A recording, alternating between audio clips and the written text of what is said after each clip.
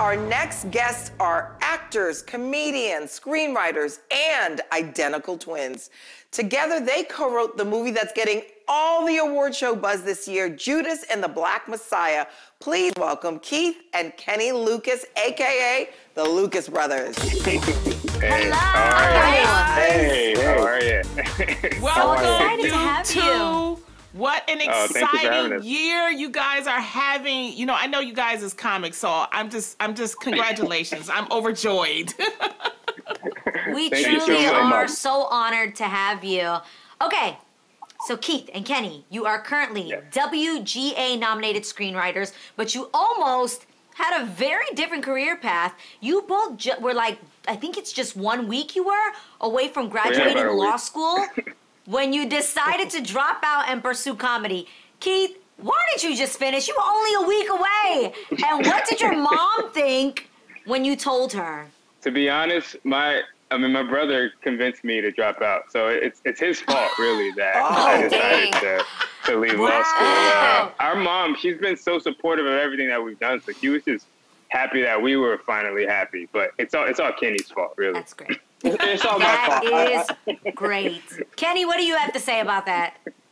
Yeah, I felt like we could do so much in comedy. We have very little to give in law. I mean, I wasn't a very good law student. Keith was a much better law student than I was. He might have turned out to be a good lawyer, but I feel like we're much better comedians.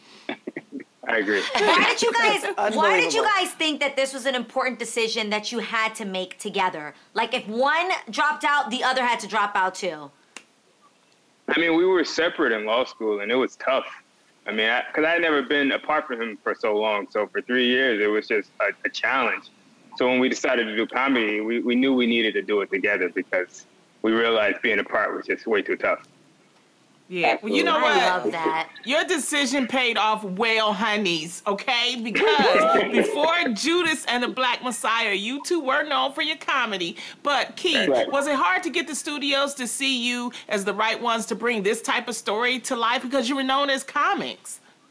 Oh yeah. I mean, I think it's an institutional bias against stand-up comedians. I don't think I don't think executives trust stand-up comedians with like high drama, but you just got to be persistent. You got to just keep fighting and we were able to like work with some really, really great partners to get us over the hump. So we were very fortunate. Great. Absolutely. Glad it happened. Yes, me too. And Judas and the Black Messiah is about the assassination of the chairman of the Illinois chapter of the Black Panther Party, Fred Hampton, and William ONeill, the FBI informant who infiltrated the Black Panthers. So Kenny, when did you first learn about their story? I mean, coincidentally, we were in college. So it was 2004. I came across Fred Hampton, Keith and I came across Fred Hampton's story in a class for African American Studies. And it just sort of like, it blew our minds that this guy, a young man, 21 years old, an activist, and all around good dude, could be targeted and executed by the state. It just always just struck us as odd. And so it was weird to us that no one was talking about the story. It was sort of a footnote. And even William ONeill is a footnote to the footnote. So once we got into entertainment, which was around 2010, the entertainment industry, we were like, we want to make this story more widely known. And I mean, really, like, why do you think this story wasn't more widely known? I feel like many of our stories don't get out there. Right. Oh, yeah. I mean, he was a black revolutionary socialist. Being a socialist at that time and even now is, usually frowned upon. So I think that's one issue. But also, he was a revolutionary. He was against capitalism, and he critiqued the state very harshly. And I feel like, the powers that be had incentive to keep his story undisturbed. And there was also a massive disinformation campaign following his assassination. So the FBI and the media to some extent, they worked to just sort of discredit the Black Panthers. It was effective. Mm-hmm. Wow. Sure was. Well, since the movie has come out, there are renewed calls for J. Edgar Hoover's name to be removed from the FBI building. Do you think that this should happen? Kenny, let's start with you. I think it should have happened decades ago. I think the guy is a monster. I think he targeted black people. He got them executed. The longer his name stays on the building, it just signals to African Americans that the state's not taking seriously our demands for equality. He's a monster. That's right. He was a sociopath, and he should not have that honor bestowed upon him. Definitely. Yeah. I mean, it's a testament to how I say, law enforcement and criminal justice, they tend to uphold white supremacy, and if with his name on that building, it completely disrespects the legacy of Fred Hampton and all the other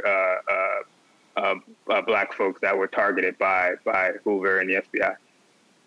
Well, you guys definitely did your due, and I think it shows the importance of having black studies in college, and we need to keep having them in schools, because this is the only way you guys would have known about it, which we wouldn't have this wonderful film. So let's take a look at the trailer of Judas and the Black Messiah.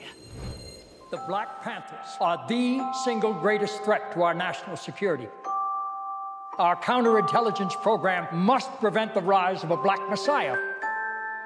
You're looking at 18 months for the stolen car, 5 years for impersonating a federal officer, or you can go home. What do you want? Get close to Hampton. The Black Panthers are forming a rainbow coalition of oppressed brothers and sisters of every color. Now, we just had one of the stars from the movie, Dominique Fishback, on the show, and she had a question for you guys that she wanted to ask. So let's roll it.